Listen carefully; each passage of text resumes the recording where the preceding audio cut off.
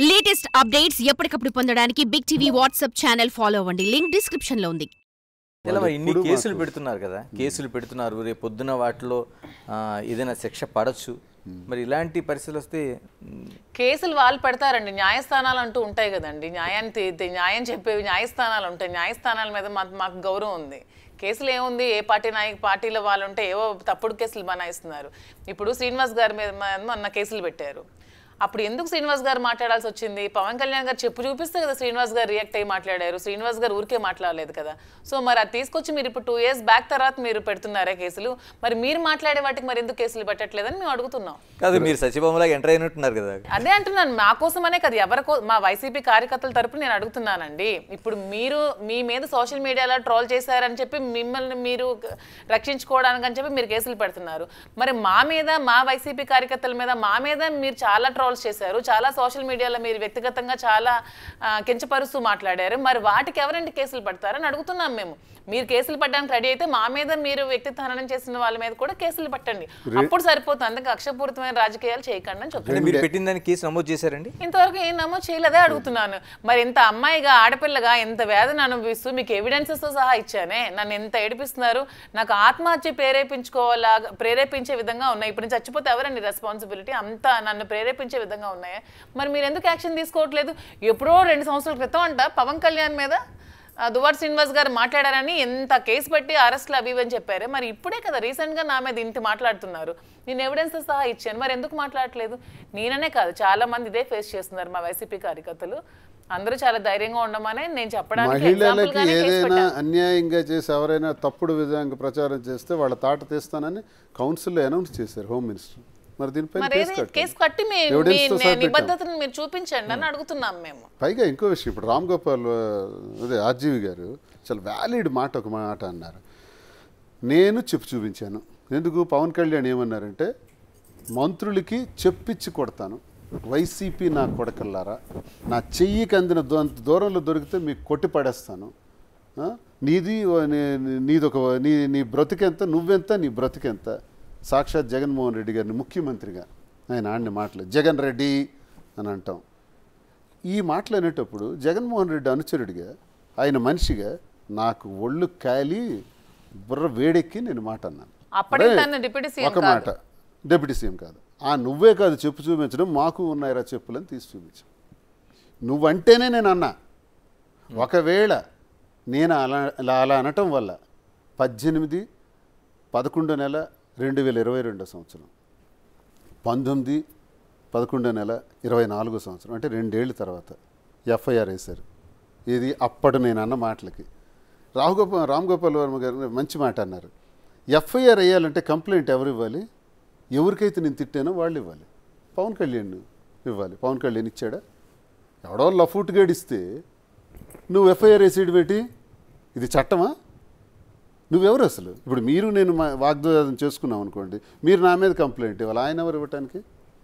అలా ఉంది వ్యవహారం. ఇది లావా? ఇది చట్టంలో నిజంగా ఒక ఎమ్మెల్సీ మీద మీరు ఎఫ్ఐఆర్ వేశారు కదా, మీ కంప్లైంట్ ఇచ్చిన వాళ్ళు ఎవరు? Who is he? అతనిస్తే మీరు ఎలా వేస్తారు? పవన్ కళ్యాణ్ ఇచ్చారా? ఎఫ్ఐఆర్ కంప్లైంట్ ఉందా? ఎఫ్ఐఆర్ వేయండి, అరెస్ట్ చేయండి, జైల్లో పెట్టండి. నా తప్పు అయితే నాది ఒకవేళ తప్పు అయితే, నాకన్నా ముందు మీరే చూపించారు కదా, మంత్రుల మీద చెప్పి చూపించారు కదా, క్యాబినెట్ మినిస్టర్స్ మీద. మరి అది నేరం కాదా? అప్పుడు పవన్ కళ్యాణ్ మీద ఎఫ్ఐఆర్ అయ్యిరా? అంటే ఏంటండి న్యాయం? కాదు శ్రీనివాస్ గారు, ఇదే జగన్మోహన్ రెడ్డి మీద విమర్శిస్తే జగన్మోహన్ రెడ్డి కంప్లైంట్ పెట్టకుండా వేరేగా కంప్లైంట్ నమోదు చేసి నిజంగానే ఆ రోజున కేసులు నమోదైన అరెస్టులు చేశారు. మేము ఎప్పుడు సార్ ఇప్పుడు ఆలోచించినట్టు అచ్చెన్నాయుడు కానీ, లేకపోతే కూటమిలో పవన్ కళ్యాణ్ కానీ, చంద్రబాబు నాయుడు కానీ, మేము ఆ రోజు ఆలోచించుంటే ఒక్కడ కూడా మిగలడు సార్. వీళ్ళకి రోడ్డు ఎక్కనివ్వకుండా చేసేయగలం, కానీ మేము అలా ఆలోచించలేదు. మా నాయకుడు అవి నేర్పలేదు మాకు. మా మైనస్ అది. తగ్గండి, వద్దు, మనం మంచి ప్రభుత్వం ఇవ్వాలి, నిజాయితీ అయిన ప్రభుత్వం ఇవ్వాలి, ప్రజలు మనల్ని ఎన్నుకున్నారు, ప్రజల పక్షాన మనం ఉండాలి, మనం ఇలాంటి పనులు చేయకూడదని మా నాయకుడు మమ్మల్ని ఆపారు. లేకపోతే అచ్చెన్నాయుడు ఉంటాడా? లేకపోతే మా మీద కేసులు పెట్టుకున్న వాళ్ళు వీళ్ళందరూ ఇలాగే. ఒక వ్యక్తి అండి మా దగ్గర, అమ్మ వద్దు మద్యం ముద్దు అని ట్రోల్ చేశారు, ఏదో వాట్సాప్లో పెట్టారంట. అమ్మ వద్దు మద్యం ముద్దు అంటే దానికి ఎఫ్ఐఆర్ వేసి చిత్తూరులో ఒకరోజు, ఈస్ట్ గోదావరిలో ఒకరోజు, విశాఖపట్నంలో ఒకరోజు తిప్పి తిప్పి తల్లికి చెప్పకుండా, భార్యకి చెప్పకుండా, పిల్లలకి చెప్పకుండా ఆయన్ని తిప్పుతున్నారండి. వైసీపీకి చెందిన కార్యకర్తలకి చాలామందికి 100కు పైన కేసులు వేశారండి. చంపేశారండి నడు రోడ్డు మీద చాలామందిని. మరి మేమే అలా చేసుంటే, మేమే అలా ఆలోచించుంటే మీరు పోటీకైనా మిగిలి ఉండేవారా? వాళ్ళు దగ్గర పెట్టుకోవాలని నేను హెచ్చరిస్తున్నాను. ప్రభుత్వాలు శాశ్వతం కాదు, అధికారాలు శాశ్వతం కాదు. ఇవాళ మేము ఓడిపోయాం, మళ్ళీ వస్తాం. కానీ ఆలోచించవలసింది ఏంటంటే, ఓడినా గెలిచినా ప్రజల కోసం మనం పోటీ చేసాం. పరిపాలనకు బ్రహ్మాండంగా అందించి ప్రజల ఆశయాలను అమలు చేసే విధానంగా మనం చేయగలిగితే చరిత్రలో మిగిలిపోతాం. అంతేగాని ఇంతవరకు కూటమి ప్రభుత్వం చేసింది ఏంటో చెప్పండి సార్. ఒక్క మాట, పెన్షన్ తప్ప. 3,500 మేము అన్నాం, 4,000 అన్నారు, వాళ్ళు ఇచ్చారు. Okay, next. ఈ 6 నెలల్లో ఏం చేశారు చెప్పండి? కక్షలు, కార్పణ్యాలు, చంపటాలు, కేసులు, లీడర్స్ని బెదిరించడాలు, అదిరించడాలు, ఇదా మీ పని? ఇందుక మీకు ప్రజలు అధికారం ఇచ్చారు? అసలు ఈ నాయకులంతా వెళ్ళి అన్న మేనిఫెస్టో చాలా చప్పగా ఉంది, జనాలకి అట్రాక్ట్ చేసే విధంగా లేదు అన్న అంటే, అబద్ధాలు చెప్పి మేనిఫెస్టోతో వెళ్తే జనాల్ని మోసం చేసే ఆలోచన నాకు లేదు. నా పరిస్థితి బట్టి రాష్ట్రంలో ఉన్న బడ్జెట్ బట్టే నేను మేనిఫెస్టో ఇవ్వగలను, ఆ ప్రకారంగా వెళ్ళగానే జనాల్ని మోసం చేసి కాదని చెప్పిన వ్యక్తి జగన్మోహన్ రెడ్డి గారు. సో అబద్ధపు మేనిఫెస్టోతో వచ్చి జనాల్ని మోసం చేస్తున్నారు కూటమి ప్రభుత్వం. ఇప్పుడు అబద్ధాలు చెప్పి 14 సంవత్సరాలు ముఖ్యమంత్రి, 40 సంవత్సరాలు ఇండస్ట్రీ, అసెంబ్లీలో ఒక స్క్రీన్ మీద ఒకటేసి చూస్తే భయం వేస్తుంది. అప్పుడే చూస్తే భయం వేస్తుంది. నువ్వు పిల్లాడువా? ఏంటి నీకు భయం వేస్తుంది? 6,42,000 కోట్లని 14 లక్షల కోట్ల నొప్పని చెప్పి సూపర్ 6 పెట్టేసి ఇప్పుడు చూస్తే భయం వేస్తుంది. ఇది చెప్పడానికే, ఈ సూక్తి ముక్త వాళ్ళు చెప్పడానికే నిన్ను జనం ఎన్నుకున్నది. సో ఈ అబద్ధ మేనిఫెస్టో జగన్మోహన్ రెడ్డి ఇస్తే గెలిచి ఉండేవాడు కాదు. చెప్పలేదు. నీతి, నిజాయితీ, నిబద్ధత ఉన్న వ్యక్తి జగన్మోహన్ రెడ్డి గారు మాత్రమే. సో అందుకే మేమందరం అభిమానించే వ్యక్తి జగన్మోహన్ రెడ్డి గారు. అంతే. సూపర్ 6 లాంటి చెప్పచ్చు. ఈ చెప్పడానికి ఏముంది? తర్వాత చెయ్యాలి కదా, జనాలకి మనం చేయగలిగితే మనం చెప్పాలి, అంతేగాని. శ్రీని గారు, ఇప్పుడు రాంగోపాల్ వర్మ కావచ్చు, లేకపోతే శ్రీరెడ్డి కావచ్చు, లేకపోతే పోసాన మురళి కావచ్చు, మీలాగా చాలా రెబల్గా, అంటే చాలా అగ్రెసివ్గా వాళ్ళు ఏం మాట్లాడుతున్నారో కూడా ఒక దశలో తెలియని పరిస్థితుల్లో మాట్లాడిన వాళ్ళు ఈ రోజున కొందరు డ్రాప్ అయిపోతే, కొందరు క్షమించమని 2 చేతులు జోడిస్తుంటే, మరికొందరు ఎక్కడున్నామో తప్పించుకుంటూ తిరుగుతుంటే, అంటే నిజంగా వీళ్ళు భయపెడుతున్నారా? భయపెడుతున్నారు సార్, బాగా భయపెడుతున్నారు.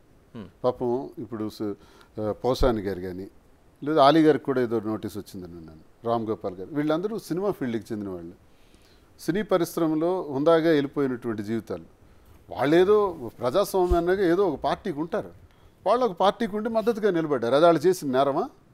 మీకు ఈరోజు మద్దతుగా ఉన్న వాళ్ళ లిస్ట్ మా దగ్గర ఉంది, రేపు మేము ఎలాగే తలుచుకుంటే వాళ్ళు ఉంటారా? కనుక ఇది పద్ధతి కాదు. వాళ్ళకి భయపెట్టి హింసించి చెయ్యాలని చూస్తున్నారు.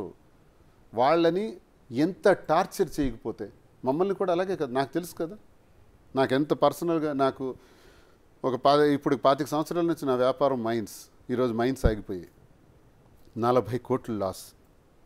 మరికొన్ని ట్రాన్స్పోర్ట్కి సంబంధించిన బిల్స్ ఒక 11 కోట్లు ఆపేసినారు. అంటే 50 కోట్లు ఈ ప్రభుత్వం అధికారంలోకి వచ్చిన తర్వాత జూలై 4న రిజల్ట్ వస్తే జూలై 4 సాయంత్రం కల్లా అన్నీ ఆగిపోయాయి. ఏం చేయాలండి? మా వ్యాపారాలు ఏమవ్వాలి? మేమేమవ్వాలి? అంటే ప్రతిపక్ష పార్టీకి చెందిన వాళ్ళు అనేది ఇలా హింసిస్తారా? ఇదే హింస వాళ్ళకు కూడా పెడుతున్నారు కదా. వాళ్ళకు కూడా సినిమాలు లేకుండా, లేకపోతే ఇష్టానుసారంగా వాళ్ళ వ్యాపారాలపైన, వాళ్ళ వ్యక్తిగత విషయాల మీద దాడులు చేస్తుంటే ఏం చేస్తారు? మేమైతే మొండిగా ఉంటాం. నువ్వు క్వారీ మైనింగ్ ఆపేసిన, నా బిల్స్ ఆపేసిన, నన్ను జైల్లో పెట్టేసిన, రెట్టింపు వాయిస్ వచ్చేస్తుంది దువాడసింది. For more videos like this, subscribe Big TV channel.